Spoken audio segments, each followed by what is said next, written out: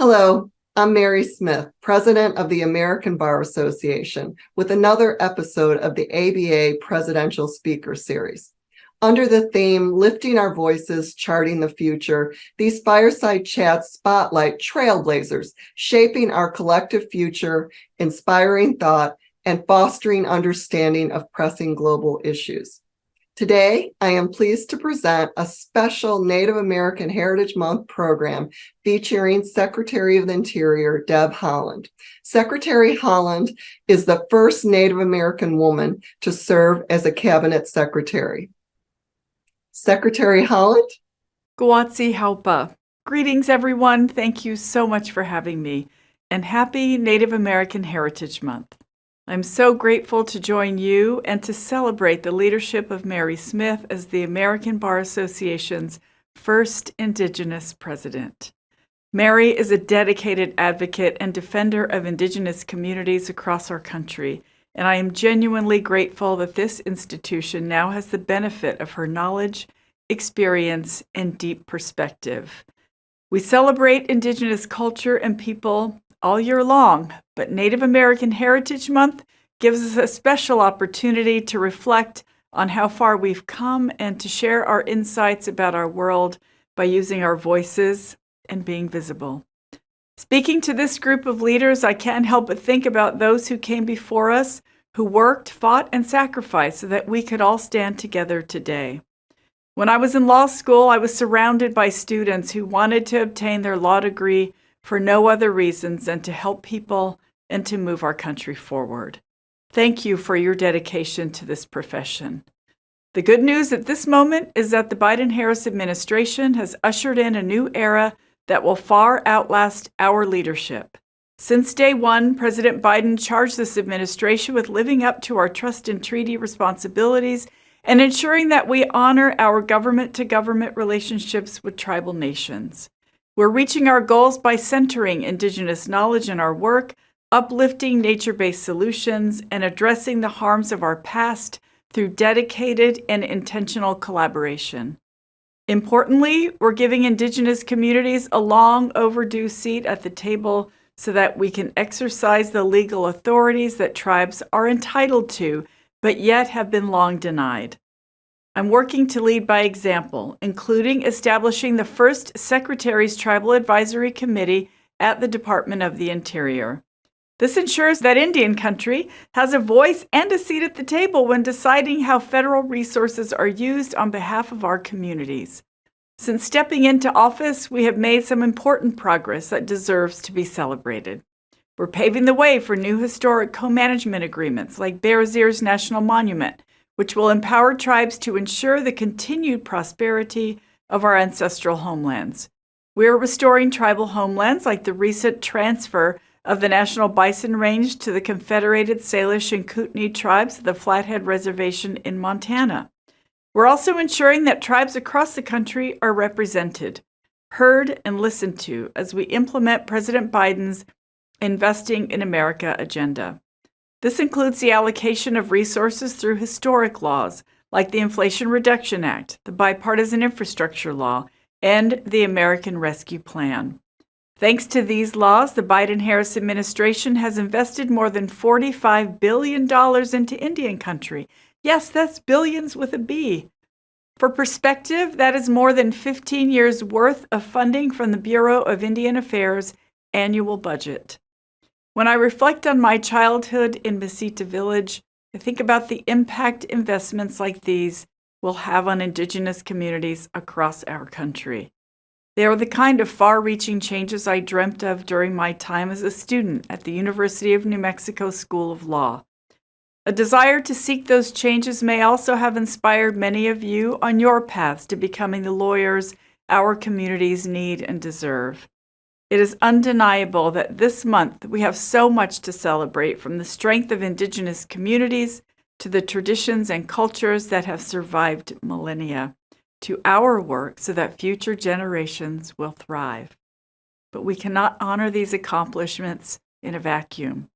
With this celebration comes the somber reminder that for too long, Indigenous people have been forced to the margins, from the legacy of brutal assimilationist policies to the chronic neglect of missing and murdered Indigenous peoples. The MMIP crisis will take the brilliance of legal minds like yours to overcome the jurisdictional challenges that make it difficult to address. Thankfully, a new era is here. Indigenous people and Indigenous knowledge are at the decision-making tables. Our representation is tangible, and we aren't going back. We are breaking down barriers so that our communities have the representation they deserve everywhere, in state houses, in Congress, in classrooms, in film, science, and right here with the American Bar Association. We have a lot of work to accomplish, but with leaders like Mary Smith and those across this organization at the forefront of this work, I am confident we will get there. Dawa. Thank you all so much for being here. Enjoy the rest of today's speakers. Thank you, Secretary Haaland, for those great remarks. Now, I am pleased to present a panel of Native American women who are first. The panel will be moderated by Makalika Naholava, who is the president of the National Native American Bar Association and the first Native Hawaiian to hold that role. Makalika.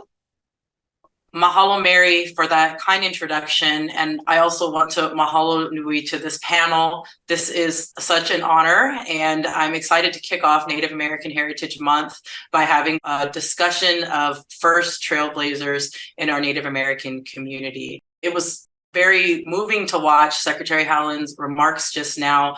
And as I was watching, I couldn't help but think that the women that we're about to hear from have their fingerprints on so much of what she shared across their storied careers. So to get started, I'd like to just do a brief introduction.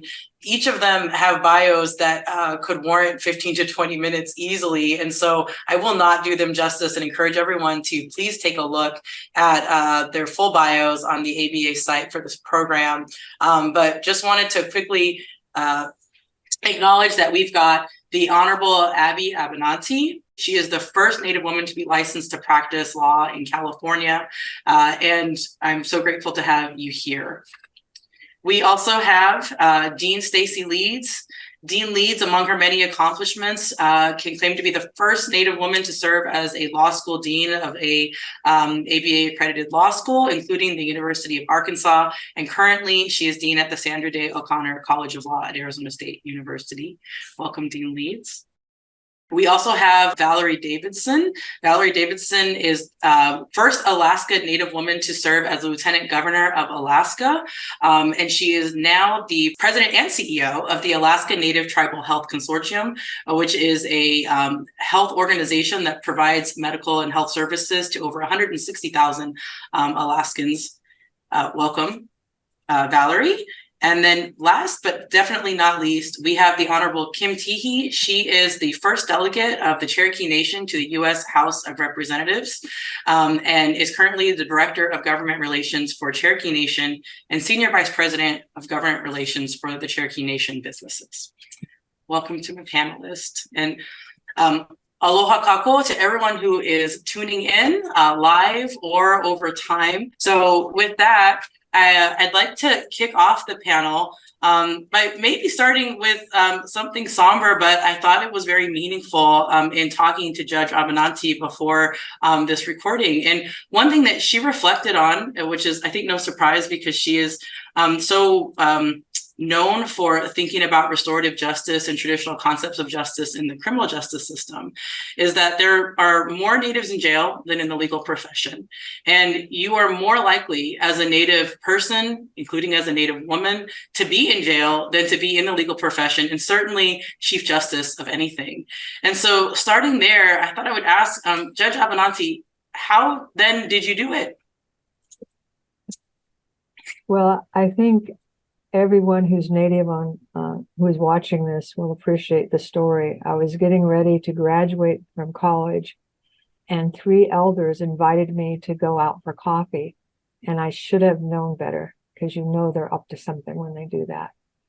And so we did. And halfway through, they start talking about, wouldn't it be really nice to go to law school? And I'm like, no, why would I do that?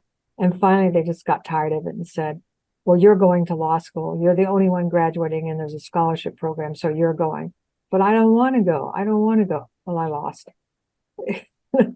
So I went to law school. The concession I got was that one of them had a son that was going to graduate the year after me.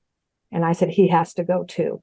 So that was my walkaway victory.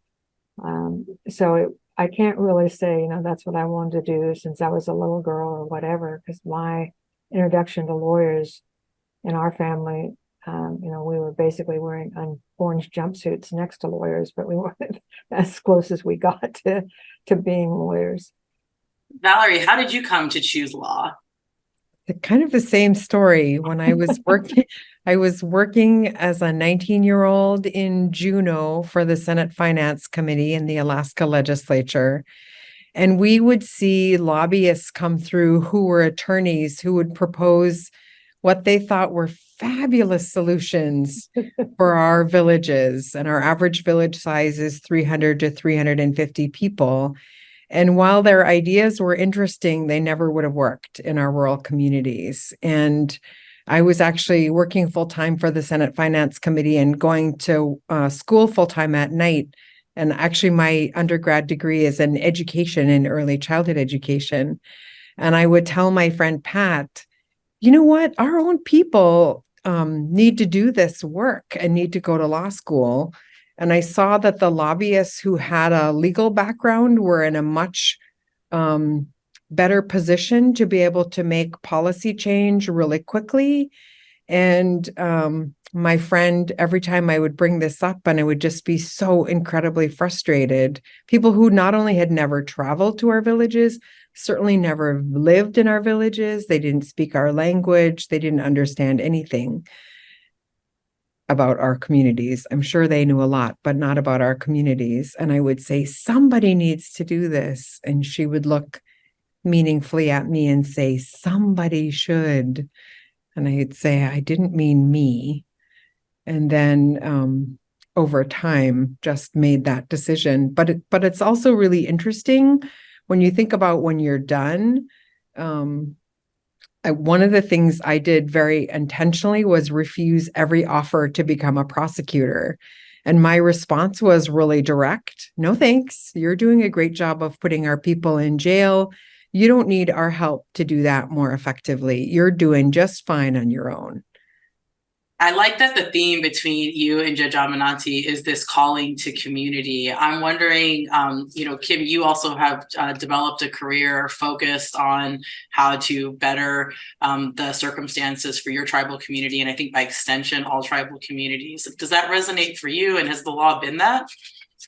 It absolutely does resonate with me. Cherokee culture is about community.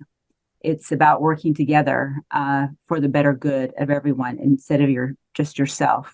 In Cherokee, we call it gadugi, and that's really rooted in me. I don't know any different than to do that. I had a similar experience, I guess, because my mentor was the late Principal Chief Wilma Mankiller when I served as her intern. I was actually in college as an intern for her.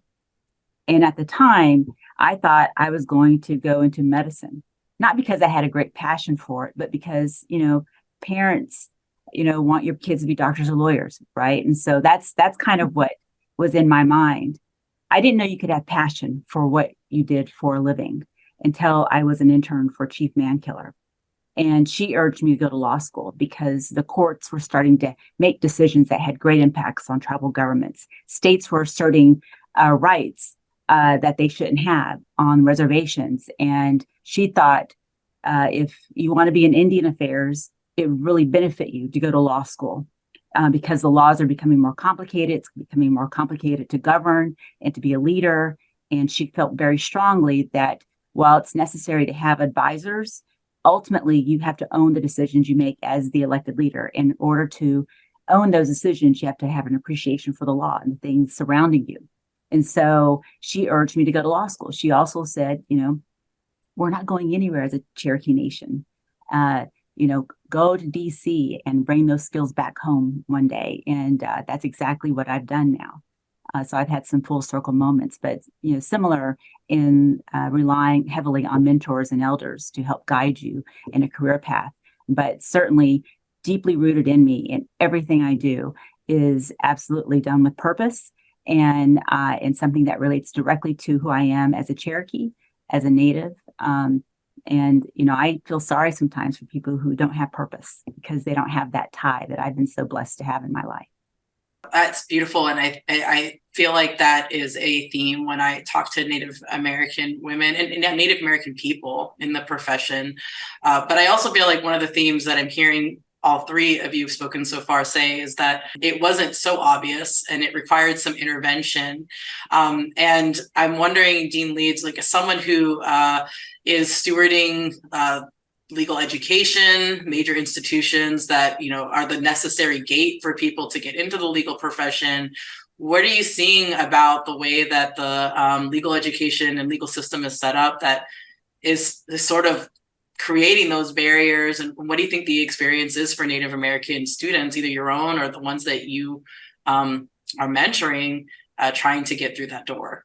We're going to have a common theme today about community because all of us on this call have been rich in people and communities that have connected us along the way. And I guess what I would add to that is a little bit of my own experience and then what I think that our students are looking for and are hungry for today. I had the blessing of growing up around a strong family and a strong Cherokee community. But then when I went to an undergraduate campus where there were not a lot of Native students, Native people have an uncanny ability to connect with other Native people. And so I found the Native students on that campus, and most of them were in a graduate program for social work, doing the work to prepare themselves to go back to their communities and work in Indian child welfare. And for me, I was a young person that needed community and I found it in them. But then in the circular moment, I got to take some classes with them. And that's how I found my path, because the final, grade in this particular class was that you were giving mock testimony before Congress on Indian child welfare and protection of Native children. And so that's what was my light bulb moment, that I could do this, but maybe I could do it slightly differently than what the, friends that I had formed in that unusual community.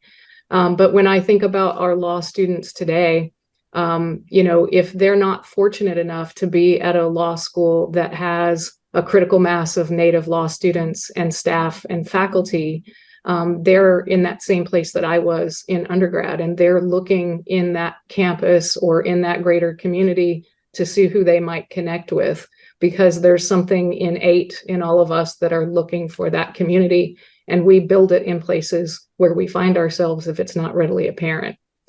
So I think that, for Native people who find themselves as the only or a small handful of people in any given environment, finding that community and being able to connect is going to be so important.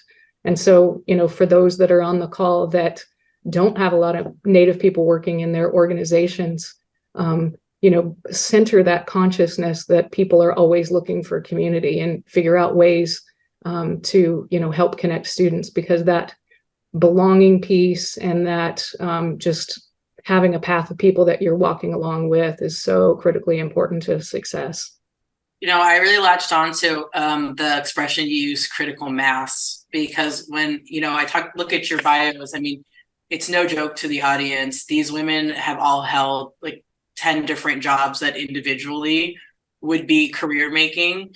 And I see amongst the four of you, you're serving on tribal courts at the highest level. You're serving in policy roles. You're serving in organizations that deliver direct services. So you're doing a lot of different things over the course of your careers. And part of that makes me wonder if one of the many implications of the critical mass and sort of representation issues that you're getting at really affects the Native American experience in the law. And so I'm just curious, what about capacity, and how does capacity for this work, there's the importance and then there's the capacity to actually execute on it. How is that impacting the experience for you in your work? And the challenge for this rising generation of Native lawyers? I can't even find the words to say how important it is. I think that the dean has it entirely correctly. For every day you wake up and go, I wish I had people to send to this or to that, and you don't. And you pick out people that you think you can get to go to law school, and you send somewhat anonymous emails to people about, oh, now you can go to online law school and work at the same time. But since your name's on the email, they all catch you at it. But it's so necessary. And every statistic, more of us in jail, more of us, for us in California, we have the highest dropout rate from elementary school of any race. That's not okay. And then you look at who's going to their IEP hearings, no lawyers, and you just want to pull your hair. So every little part of it, is enough to make a person crazy, and all the wellness interventions that you have to do. And our message at the court is, look, this, for the most part, was not your fault, but it is your responsibility now. And we're gonna ward this off, and we're gonna help you. But we don't have 100 people on caseloads. When I started the court here, we had 3 people. Now we have 60. And a lot of them are in the field working. And what is their role? We call them advocates, but we train them to be aunts and uncles. And we all know how invasive those people are. So, you want to talk about not having boundaries. So, it's a different way of doing it. But we need those people, and we need those people to translate that into, okay, there is a road back. And the important part of that is, look, for us in California, you can look out and see these people have only been here for 175 years, and they have almost managed to trash the joint. And for thousands of years, we didn't. And we have to come back out and teach them how to be in place, because the next time is coming, there's going to be no place to run and hide, which is how we survived. We need to help these people. They've set up systems that don't work for them or for us. Kim, I'm wondering, from your perspective, so we're trying, and I think Judge Abenanti is at a point, and definitely Dean Leeds is at a point where she's trying to get people in the door. And then you're hoping they're going to join you in the trenches. Do we have enough Natives in the work that you do? And does it matter? Oh, it absolutely matters. I'm old enough now to have been able to observe in my lifetime a Washington, D.C. experience that when I began probably had more non-Indians practicing federal Indian law than we had Natives practicing federal Indian law. And so it's been quite a transition to see there are still non-Indian champions, and we do still need that. But we also need concurrently with that a pathway for young Native students to also have those opportunities. I've mentored young people, young women in particular, along the way, and have said to them that their generation is going to be a lot more competitive than my generation. That their generation is going to be more maybe top law school educated than my generation. That their generation is going to have a lot more opportunities because more glass ceilings have been shattered for our community. If whether it's you want to be a judge or a cabinet secretary or other things. And my hope is that, we continue to provide that pathway. What I also discovered too is, I'm the first generation of my family to graduate from a 4-year institution. And so a lot of, I think, the obstacles along the way is just being lost, not knowing how to move forward. And so I do feel a deep obligation, I think we all do probably on this call, to mentor young people, to create an easier path for them than perhaps we did. I feel that deeply because I feel like if we do that, then it's going to foster more people to want to pursue an education in the law. The other thing too, because I'm experiencing it now with a mentee who's in law school, who has a wealth of experience. She's an economist, right? But because she's worked for the Cherokee Nation, she's getting pigeonholed into Indian law.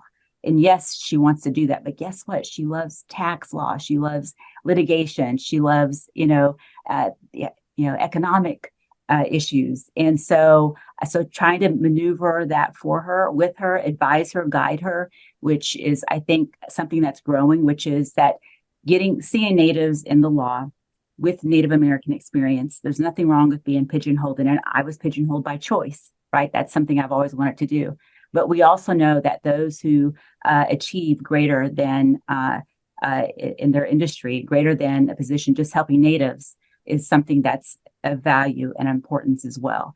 I'm always mindful too that we have small numbers as a population, and so it takes a village to get our next generation educated, to get them a smooth pathway to wherever they need to go, and to help them along that journey.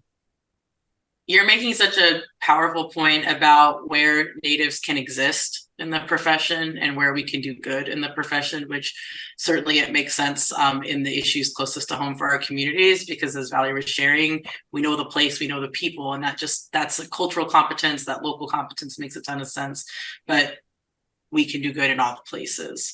Valerie, I was struck with learning more about you, the diversity of roles you've held that are not necessarily all about Alaska Natives. You've been president of a university, you were lieutenant governor of Alaska, which is for all Alaskans. And I know you took that seriously, not just Alaska Natives, but all of the people of Alaska. What are your thoughts about pigeonholing and where natives should be and where they can do good?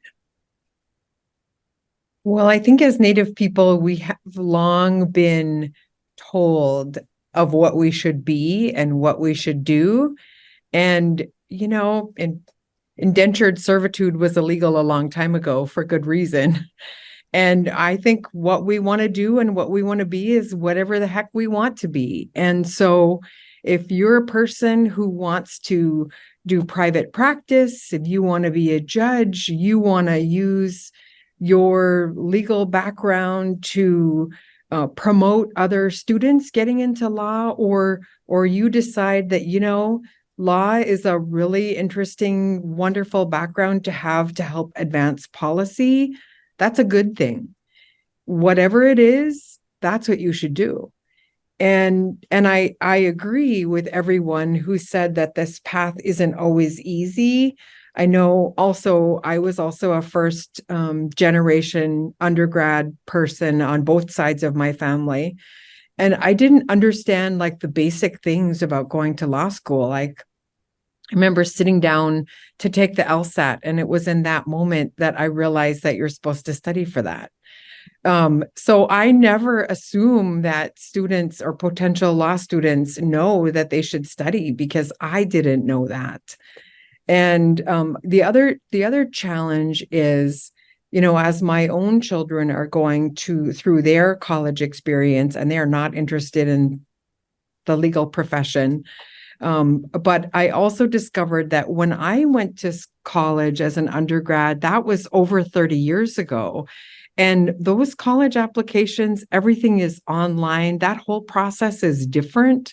I feel like they need to have a special intervention program for second generation college students for Alaska Native and American Indian people, because quite frankly, my younger sisters were much better help to them than I was.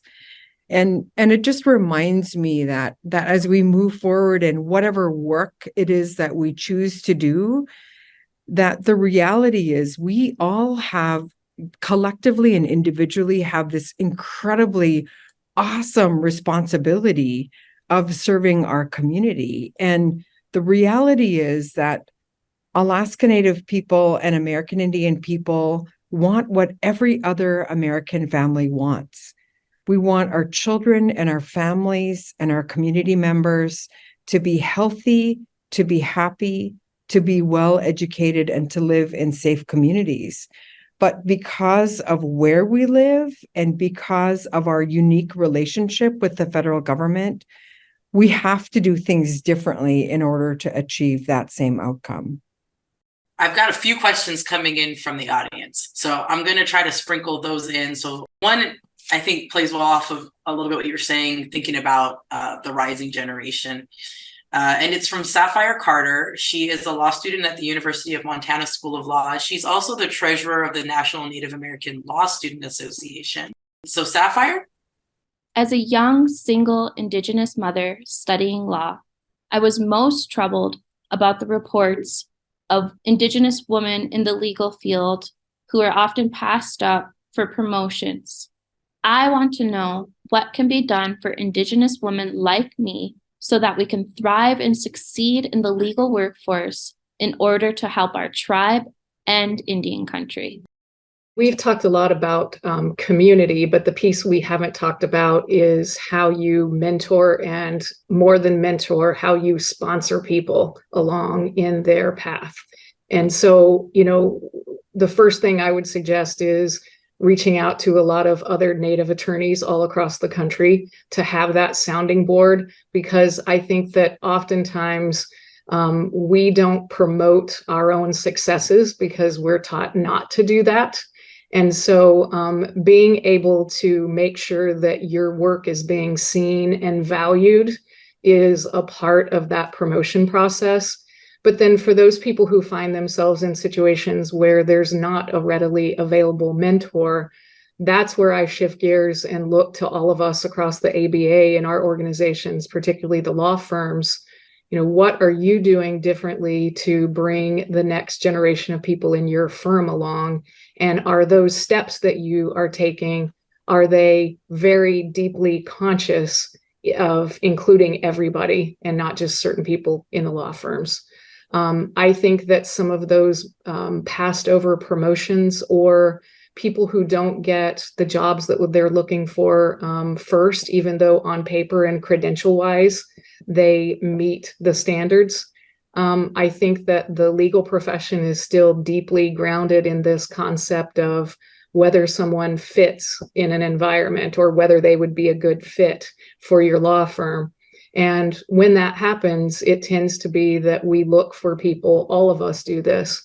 We look for people who make us feel comfortable and that we're at ease with immediately, and that we have things in common with. And when we fall back into that trap, we tend to leave people out, whether it's that first job or promotions, or even events in your organization or your firm. We have to center our awareness in this inclusion space. And I think that given the feeling of invisibility that so many Native people feel inside the legal profession, it's even more pronounced in this particular community. Kim, when a lot of people might not know that for you to be the first delegate of Cherokee Nation to the U.S. House is a huge deal. We only had our first Native American women elected to representative positions in the U.S. Congress in 2018. That's very, very recent. And that inclusion piece, I was thinking about what that must have been and felt like for you. Who helped you to feel included? Like, what made a difference, or did you feel included? Well, I think that, there were times when I didn't feel included. There were times when I was in high school, for example, I had a high school guidance counselor who didn't give me instruction on how to take the ACT or SAT or how to apply to college. And I only knew because I had friends who were starting to talk about their scores. So I went to her, and she intentionally did not give me that information, because she said Indians don't finish college, they drop out. And if I'm going to drop out, then I might as well have a trade. And so she directed me to the VOTEC school down the road. And, and there's nothing wrong with having a VOTEC degree. My dad has a VOTEC degree, but that's not what my parents wanted for me. So that was a lesson that I've learned along the way. Another lesson that I learned along the way came from my mentor, Wilma Mankiller. She taught me to never, never give up, and to be persistent, to be patient, and to be prepared. Preparedness was key for her, because we fight so much to get through the door that you got to be able to perform once you get through that door. You got to know what you're going to say. You got to know what you're going to do. You got to have the skills in order to demonstrate some ability to get the job done. because you're being looked at as a representative of your community, whether you deserve that or not. And sometimes you're looked at, okay, I'm the one Native American here, so I want to give a good impression that I work hard, that I'm outputs driven, those kinds of things. And so I'm always mindful of my mentor, of how hard she worked and how she created a path for me to maybe not have the struggles that she did. But at the same time, the struggles that I have endured, I've made sure and try to this day that young mentees, that they have as smooth as path as possible in achieving their goals. I love the call to find community within the Native community. I hope that organizations like the National Native American Bar Association does that for people, and NALSA as well. I also know that most people can't do it and can't get to the roles that folks like you are in if your only allies and mentors and sponsors are Native American. How important are your non-Native mentors and sponsors, and how were you able to cultivate those difference makers in your careers? They definitely sometimes helped me to interpret behavior that I just really didn't understand. Or there are sometimes some real American phrases that make no sense to a Yupik. Like, I know this person is saying something that resonates with everybody in the room, but I don't actually know what that means. I guess the other part I would say is that, we all have a responsibility to be able to open doors and clear paths and call out inappropriate behavior. And so what I will often look for, as others did for me, is watch out for patterns of behavior that are really problematic. Like when a Native person says something, especially a Native woman, how often is she disregarded? How often is she interrupted? Or how often is she mansplained? And when that happens, call it out. And you can do it respectfully. You can do it with a smile on your face. And I'll just say, can you hold that thought for a moment? I'd like to hear the rest of what Mary has to say. And then you'll have your chance here in a moment.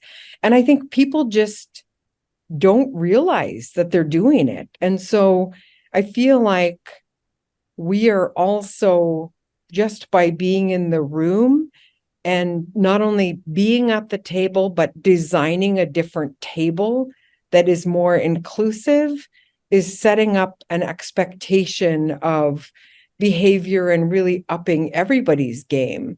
And it feels like when Alaska Native and Native American people are in that room for those conversations, we are being mentors in a way that's much more subtle, much more, I don't know if effective is the right word, but real stealth auntie-like with the smile on our face sometimes.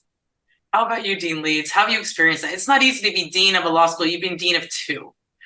Like, who have been the folks outside of the Native community that have helped you to get there? And how did you get their buy-in and sponsorship? Yeah, so it goes to people who are deliberate in making sure that you mention people's names in rooms that they're not in, right? And so we can think of situations in our own workplace where you're having some strategy session and someone says, we really need somebody who could take on X project. Be the person in the room that says, well, what about this person? And, I think oftentimes the biases in the workplace are not overt. They're just that certain people don't naturally cycle to the top of your head when you're thinking about somebody to make an assignment to.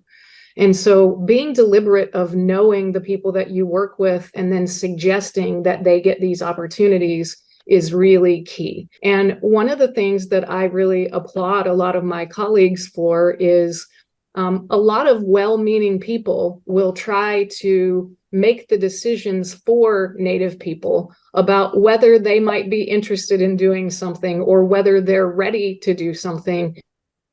Ask else.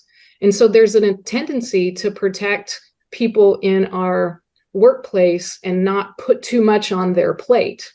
And if you do that all the time, then nothing of importance gets on their plate, and therefore they don't get the experiences in your organization that could take them to the next level.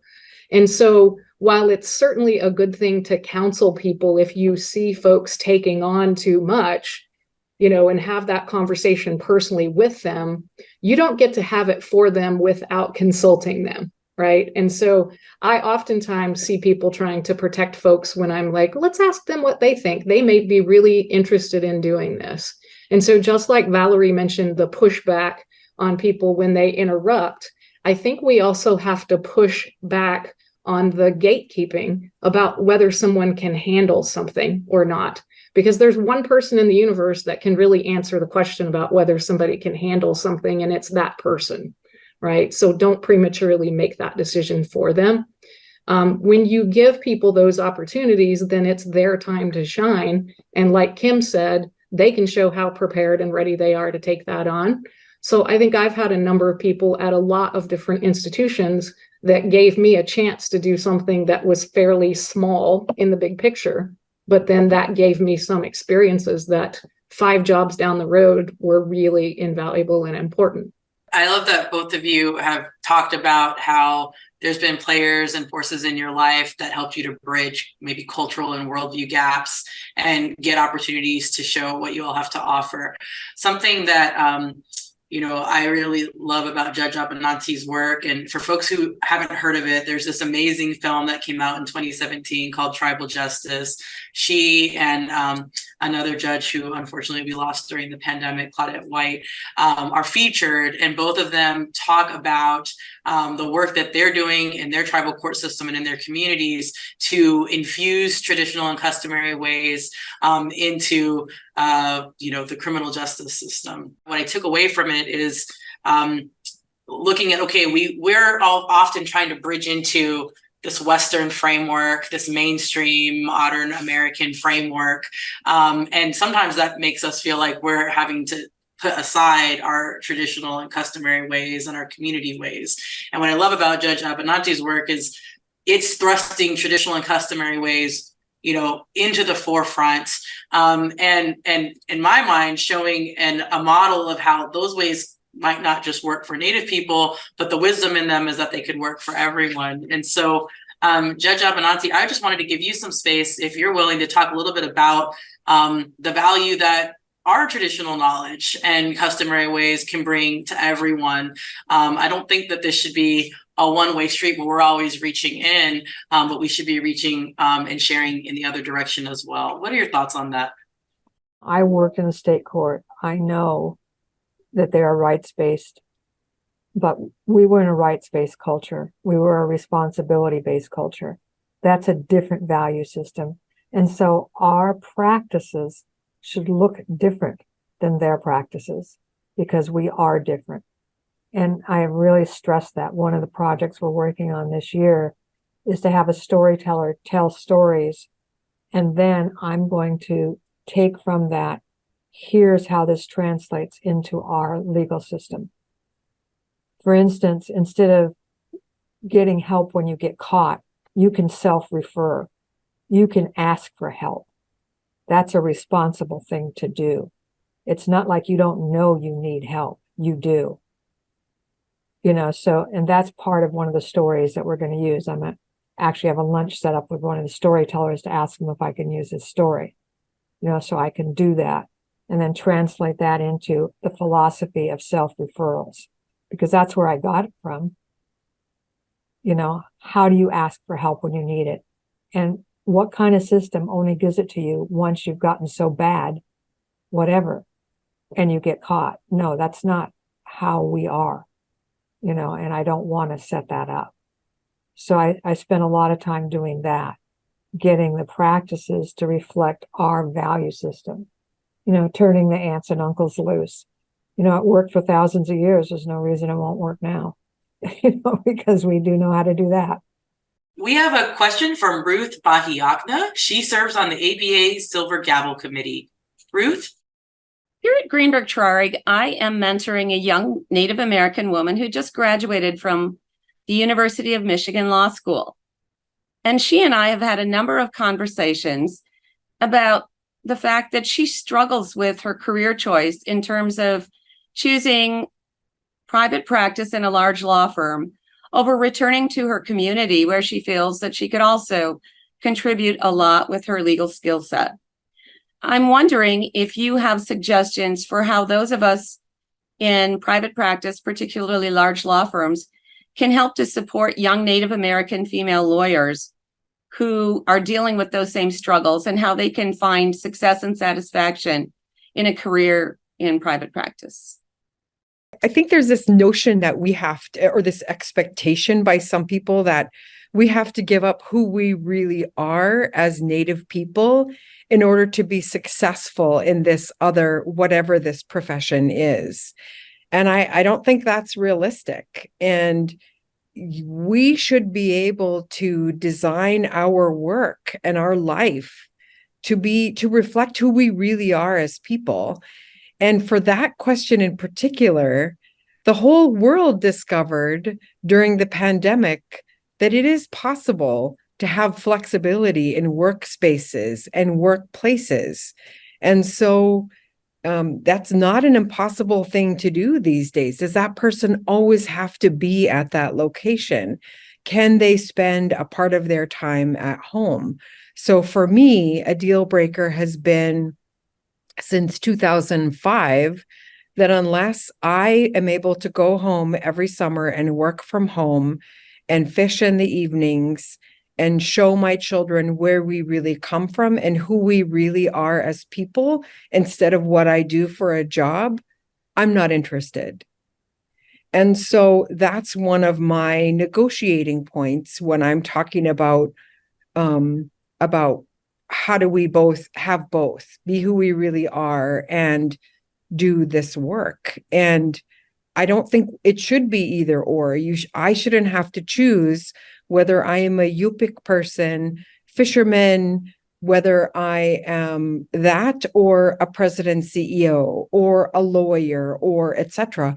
I should be able to be who I am. And if really what we're asking people to do is behave differently than what we really are as people, we haven't contributed. We've basically, we've lost somehow. One thing that I would add to what Valerie is saying too is using law firms as an example. They have reputations. And these students, these associates, it's pretty easy today to find out the reputation of a firm and the kind of support that they give to their students. I mean, if you're being hired in part because the diversity that you bring, being a woman, being a person of color into that community, you also want to know that they support that person too. Even when I was in law school at Iowa, I was one of 3 people who actually had a connection to the community. There were other Native students, but they didn't have the opportunity that I had to grow up in a Native community and with Native Cherokee speaking parents. And so that was tough. So my law school, I also, say, learn to ask. These decision makers are not mind readers. If you need something, ask. When I was at Iowa, I was so lonely. I was out of my element. I was so used to community and people like me and family that I thought about leaving. And the law school bent over backwards to make sure that I stayed. I got to go home for our Labor Day holiday celebrations. They recorded the classes for me so I could get caught up. I didn't get behind. They let me recruit for the law school. They built me materials. They sent me to the Federal Bar Association's Indy Law Conference at the time. I got to participate in moot court competitions, the National Native American Law Student Association moot court competition, not the one that Iowa was known for participating in and hosting. And so I learned early to find out what you're stepping into, find out the reputation, because if you know that there's not support there, then maybe that's not for you. And then also learn to ask for what you feel you need to be supported. And I'm not suggesting that that you do less hours or that you turn your work in late. I'm saying that these other things that can accommodate you can also help drive your outputs that are necessary to perform your job as well. Thank you for that. I think that's a good launch point for the last question I think I have from the audience. And this one comes from Jean Vance, who's the chair of our ABA House of Delegates. What can the ABA do to engage with and provide resources to Native women lawyers, and particularly to younger Native women lawyers? So I think the biggest misconception about Native people is that they tend to be spoken of as if they are in the past tense, and they seem to be spoken about as if their finest days were somewhere in the past. And that's the complete opposite. Most of our tribes right now are undergoing a pretty profound renaissance in language, in arts, in culture, in all of the kinds of modernities that you see in any other kind of evolving culture. And so I think the number one thing that the ABA can do is learn that we live in an America that has three sovereigns. And when you think of every committee and every way that the ABA is structured, when you say federal and state, tribal also rolls off your tongue with that same ease. It was a long time getting even the Tribal Courts Council to be a part of the judicial division. But yet it's still in some ways its own thing, right? And so I would love to see tribal judges fully involved in the appellate division, the trial division, and you can take that tribal court analogy and spread that all across the ABA and the committee structure. So when you talk about environmental law, so many tribal governments have their own EPA. Right? When you talk about securities and commercial law, so many players are in that space. So I think it's just simply adding that awareness to all of the things across the ABA, and that would profoundly change the conversation.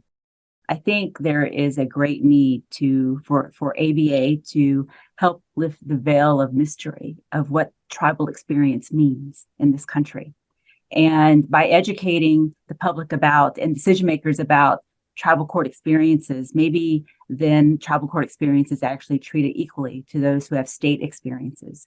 And I'm talking about judgeships, law clerks, attorney generals within the state system. We're blessed that our former Attorney General Sarah Hill was just nominated by President Biden to be a federal Northern District Court judge in Oklahoma, and that's a wonderful thing.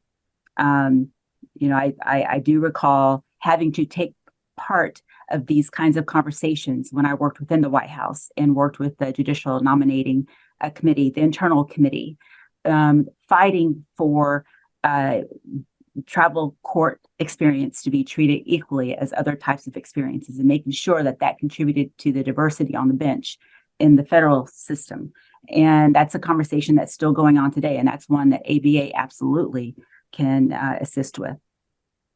I'll say amen, sisters, and I'll add one more, which is that anytime there is either authority or resources being allocated for something for state or local governments, if you just take out your drafting pen or pencil, actually a Sharpie would do, add a comma and add the word tribes and tribal organizations, you will do more to advance our efforts than you would imagine. That comma and those 4 words will make all the difference in the world, because even for folks that I've shared that with, and it's pretty much in everything we're talking about, whether it's healthcare, whether it's in tribal courts or judicial authority or et cetera, every time that I've raised that issue with the people who really want to help, they're like, well, that's an interesting idea.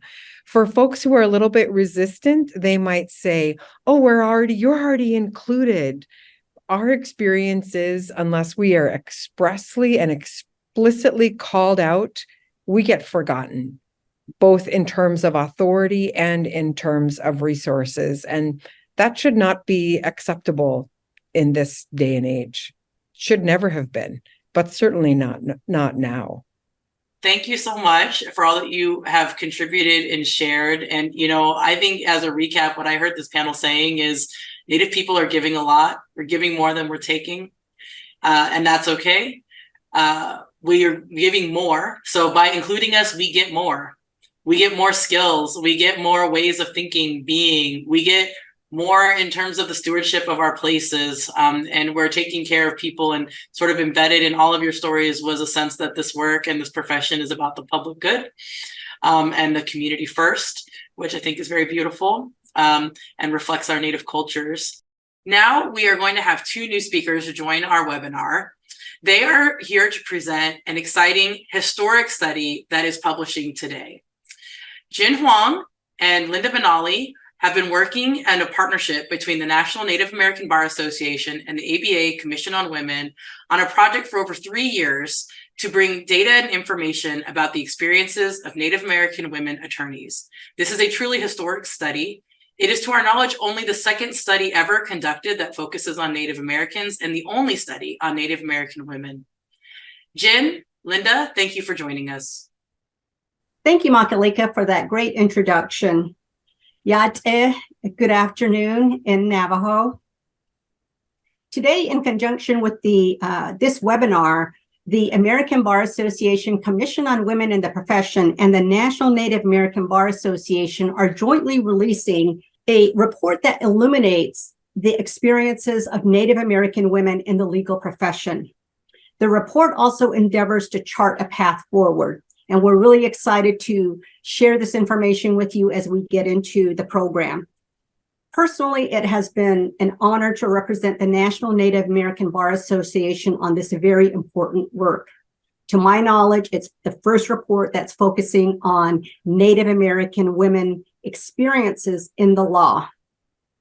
I also have had the pleasure of working with Jin Huang, who is a study co-chair as well as a very good friend. Thanks, Linda. My name is Jin Huang, and I too have been honored to serve as study co-chair with my very good friend, Linda Benally. We've worked closely together on this study for the last 3 years. Our friendship has become even richer for it. This has been a truly groundbreaking collaboration between the ABA Commission on Women in the Profession and the National Native American Bar Association. We wanted to build a long-term relationship with National NABA, and we wanted to ensure the success of the study. So the commission reached out to National NABA to partner together from the beginning. We also made certain that Native American attorneys were integral as leaders, shaping the study every step of the process to be a true collaboration. Our qualitative study on Native American women attorneys is partially premised on the National NABA 2015 study, which was the first of its kind, examining Native American attorneys. An important element of this study was creating an advisory council to guide the study. When the Native American community is called upon to fulfill a responsibility, the community relies on the guiding aspect of the natural elements. Included in that is the sacred fire. The effort leading to the stories and experiences that are captured in this report was undertaken no differently. The role of the firekeeper circle represents a symbolic role to keep the fire burning brightly so that it sheds light on the stories as they were unfolding, as well as shedding light on the work that is yet to be done. As such, the firekeeper circle imagined and they defined a more inclusive future for Native women in the legal profession. The circle included respected and experienced lawyers, men and women from diverse backgrounds and practice areas. We had Native Americans and non-Native Americans who served on the circle. They were involved in every element of the project, including creating the questionnaire, refining interview questions that were a part of the study that our researcher conducted, and leveraging their networks, as well as reviewing the final report and creating a call to action that included solution-focused recommendations to chart a path towards progress. Questionnaire response success was overwhelming. We were very successful in obtaining a high number of respondents completing our questionnaire, more than double our goal. The one-on-one interviewees and group session participants were randomly selected from this respondents pool. To achieve this success, we implemented a multi-pronged approach. The ABA Commission on Women and the ABA DEI Advisory Council conducted social media campaigns. The Firekeeper Circle members reached out to their extensive networks, encouraging Native American women attorneys to participate.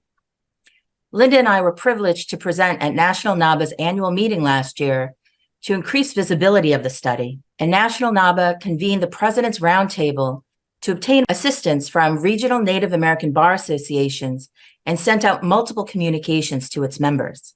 All of these components resulted in obtaining representation across the country and various practice areas within the three groups. We are truly grateful to the Firekeeper Circle and National NABA for their successful efforts. We also want to warmly thank all the Native American women attorneys who took the time to candidly share their stories for this study. The study framework had three foundational pillars. First, we wanted to delve deeper into the unique experiences of Native American women who navigate the intersection of tribal identity, race, and gender in the legal profession. Second, this was a qualitative study. As such, the interviews and listening sessions were shaped in a manner that allowed the study participants to tell their story, to share their experiences in their own way. Third, the study examined the experiences at three different career stages: as a new entrant into the legal profession, mid-career, and then those individuals who have been practicing for 16 years or more. The information that was derived from delving into these generational differences allowed us to chart a path to inclusion. In the end, this report helped us better understand the lives and experiences of these Native American women attorneys who participated in the study. 4 major themes emerged from the study. First, how did these women decide to go into the legal profession?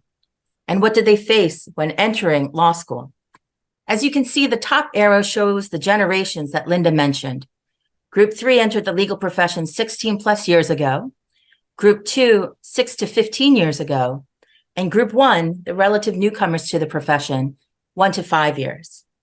Group 1 indicated that they had more access to technology, more access to Native American role models who had gone to law school, and thus they had more information about law school than the earlier groups. Because of this, we have seen some progress in access to law school, as you can see by the upward arrow. However, all 3 groups indicated that they had limited financial resources when entering law school. This includes not having money for LSAT prep courses and law school application fees. The next theme that emerged in the study was experiences that the participants had during law school. The most recent law school graduates reported involvement in discussions to help shape the type of Indian law courses that should be taught in law schools. This group also felt bolstered to have discussions about increasing the number of Native American professors on faculty. They also reported having the ability and resources to stay connected to their tribal communities and family. Therefore, they were better positioned to succeed in law school because of that support, which is the reason why we have this noted as trending in a positive direction. Groups 2 and 3 did not necessarily have the same expectations for Native American professors.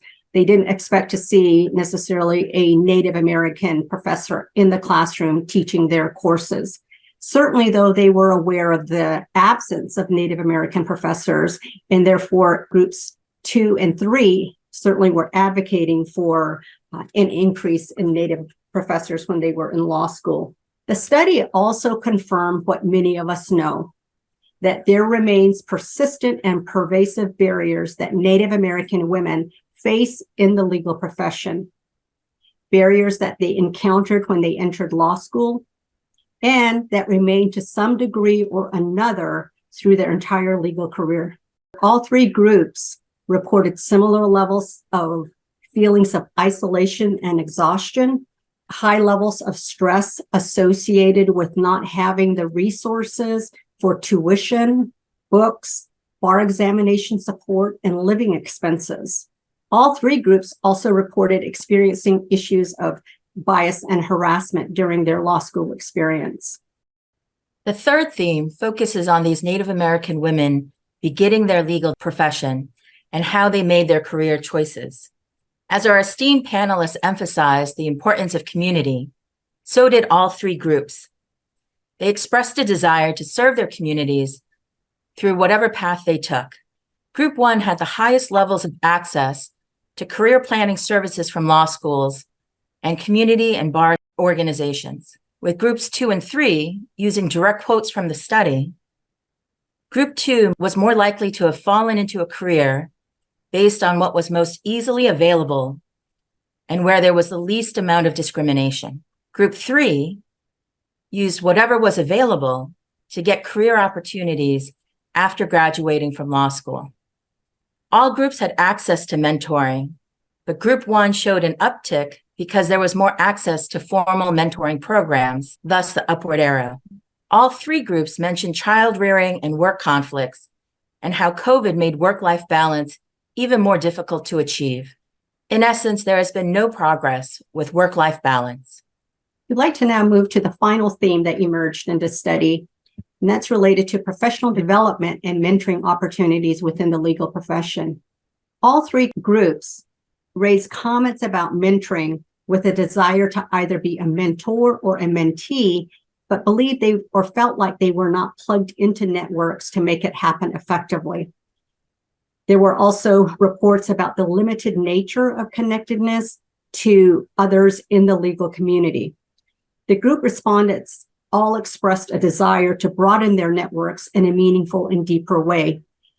We note an uptick for this particular sub-theme because we believe that based on the responses, there's been some positive trends that have occurred. All three groups reported consistently pervasive levels of bias and harassment in their careers. Interestingly, Group 1 talked more about bias and harassment than Groups 2 and 3 during the interviews.